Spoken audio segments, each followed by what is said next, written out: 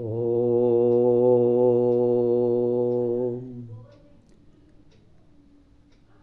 ಇಂದು August 11ನೇ ತಾರೀಕು.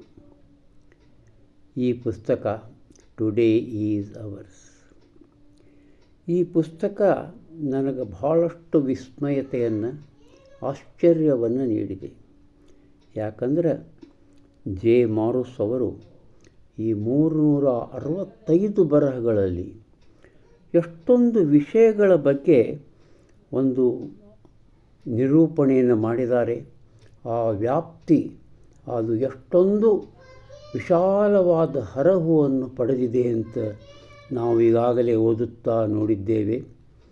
ಅಭೂತಪೂರ್ವವಾದ. ನನಗಿದು ಏನು ನೆನಪು ಕೊಡ್ತದಂದ್ರೆ, ನಮ್ಮ ಪೂಜ್ಯ ಋಷಿಕವಿ DVG ಅವರ ಮಂಕುತಿಮ್ಮನ ಕಗ್ಗ. ಆ ಕಗ್ಗ ಕುರಿತು ನಮ್ಮ ಕನ್ನಡದ ಪ್ರಸಿದ್ಧ ದ್ವಿಭಾಷಾ ಸಾಹಿತಿ ಶ್ರೀ ಅವರು ಶೇಷಗಿರಿ ರಾವ್ ಅವರು ಆ ಮಂಕುತಿಮ್ಮನ ಕಗ್ಗದ ಬಗ್ಗೆ ಒಂದು ಮಾತು ಹೇಳಿದರು. ಏನು ಅಂದರೆ, ಹುಲ್ಲಿನ ಎಸಳಿನಿಂದ ಹಿಡಿದು ಖಗೋಳಶಾಸ್ತ್ರ ಅದರೊಳಗಿನ ಮಾಹಿತಿಯೆಲ್ಲ ಈ ಮಂಕುತಿಮ್ಮನ ಕಗ್ಗದಲ್ಲಿ ತುಂಬಿದೆ ಅಂತ. ಅದೇ ರೀತಿ ಟುಡೇ ಈಸ್ ಅವರ್ಸ್. ಈ ಪುಸ್ತಕದಲ್ಲಿಯ ಬರಹಗಳು ಇಷ್ಟೊಂದು ಅಪೂರ್ವವಾದ ವ್ಯಾಪ್ತಿಯನ್ನು ಹೊಂದಿದ್ದಾವೆ. ನಿಮ್ಗೆ ಆಶ್ಚರ್ಯ ಅನಿಸುವಂತೆ ಇವತ್ತಿನ ಒಂದು ವಿಷಯ ಮಾತ್ರ ಬಹಳಷ್ಟು ಮಂದಿಗೆ ಹೆದರಿಕೆಯನ್ನು, ಒಂದು ಚಕಿತಗೊಳಿಸುವಂಥ ವಿಷಯ. ಬಹಳಷ್ಟು ಮಂದಿ ಇದನ್ನು ಯಾಕೆ ಓದಬೇಕು, ಯಾಕೆ ಓದಿದಿರಿ ಅನ್ನುವಂಥ ಪ್ರಶ್ನೆಗಳನ್ನು ಸಹಿತ ಕೇಳಬಹುದು. ಆದರೆ ಒಂದು ಅಪೂರ್ವವಾದ ಜ್ವಲಂತ ಉದಾಹರಣೆಯನ್ನು ಕೊಟ್ಟು ಮಾರುಸ್ ಅವರು ಈ ವಿಷಯವನ್ನು ನಿರೂಪಿಸಿದ್ದಾರೆ. ಹಂಗಾರೆ ಇದರ ಶಿರೋನಾಮೆ ಏನು? ಇದರ ಶಿರೋನಾಮೆ a date with death. A date with death. If death knocked at your door tonight, would you go with him? Or like the Ankh at Oxford, would you also say, sorry mate, I have another date tonight, come another time?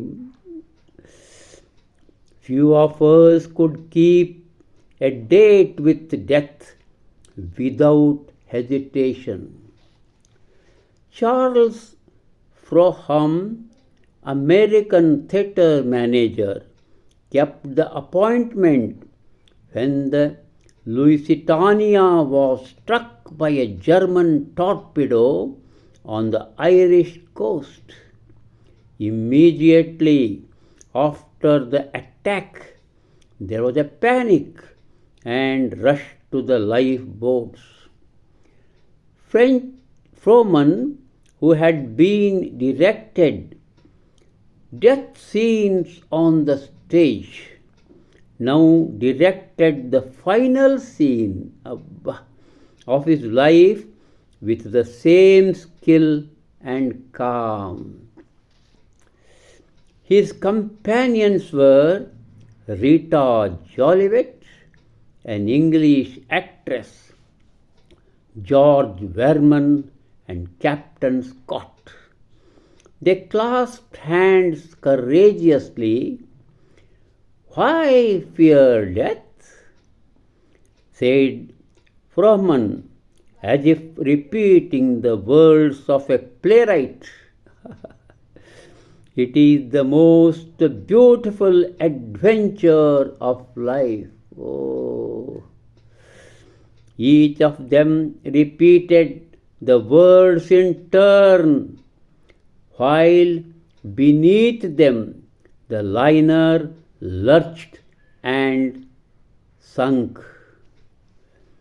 Miss Jolivet was rescued to tell the tale. She hadn't a date with death. APP ಅನ್ನುವಂಥ ಮಹನೀಯರು ಬರೆದಂಥದ್ದನ್ನು ಇವರು ಇಲ್ಲಿ ಇರಿಸಿದ್ದಾರೆ. ಕೆಳಗೆ under ಬರಹ, as adversity leads us to think properly, it is most beneficial to us. ಇದು Johnson ಅಂತ ಮಹನೀಯರು ಬರೆದದ್ದನ್ನು. ಇದೊಂದು ಅಪೂರ್ವವಾದಂಥ ವಿಷಯ, ಯಾರಿಗೂ ಸೇರದ್ದು. ಸಾವಿನ ದಿನ, ಸಾವನ್ನು ಎದುರುಗೊಳ್ಳುವಿಕೆ, ಮರಣವನ್ನು ಎದುರುಗೊಳ್ಳುವಿಕೆ. ಈ ಪುಸ್ತಕ ಟುಡೇ ಈಸ್ ಅವರ್ಸಲ್ಲಿ ಆಗಸ್ಟ್ 11ನೇ ತಾರೀಕು ಬರೆದಿರಿಸಿದ್ದಾರೆ. ಆ ಮರಣ ನಿಮ್ಮ ಮನೆ ಬಾಗಿಲಿಗೆ ಬಂದು ಬಡೆದು ಇಂದು ರಾತ್ರಿ ಕರೆದು ನೀವು ಬರುವಿರಾ ಅಂತ ಅಂದಾಗ ನೀವೇನು ಹೇಳ್ತೀವಿ? ಅದಿಲ್ಲ, ನಾವು ಸರದು ಏನು ಹೇಳ್ತೇವೆ? ಸ್ನೇಹಿತನೇ, ಇಲ್ಲ, ನನಗೆ ಇನ್ನೊಂದು ಭಾಳ ಮಹತ್ವದ ಕಾರ್ಯಕ್ರಮದ, ಮತ್ತೊಮ್ಮೆ ಬಾ ಅಂತ ಹೇಳ್ತೀಯಾ? ಸಾಧ್ಯ ಇಲ್ಲಲ್ಲ ಅಂತ ಅನ್ನೋ ಅರ್ಥದಲ್ಲಿ ಬರ್ತಾರೆ. ನಾವು ಕೆಲವರು ಮಾತ್ರ ಯಾವುದೇ ಹಿಂಜರಿಕೆ ಇಲ್ಲದೆ ಮರಣವನ್ನು